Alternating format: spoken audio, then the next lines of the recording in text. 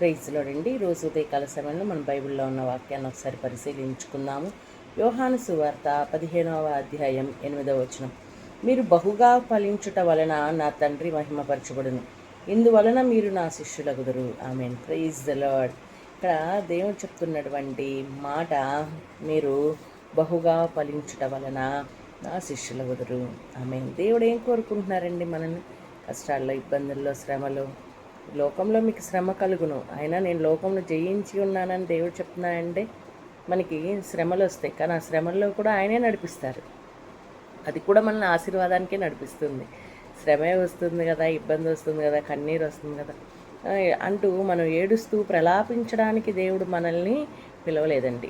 ఆనందించుడి, మరలా చెప్పుదును ప్రభునందు ఆనందించుడి అని పౌలు భక్తులు చెప్పినట్లుగా మనం ఫలించడం వల్ల ఆయన శిష్యులమవుదామని ఆయనే చెప్తుంది. కాబట్టి మనం ఫలించేటటువంటి వారుగా, ఆశీర్వదించబడినటువంటి వారుగా, ఆశీర్వదించబడుతూ అనేక మందికి దీవెనకరంగా మనం ఉన్నాం. Praise the lord. ఆమేన్.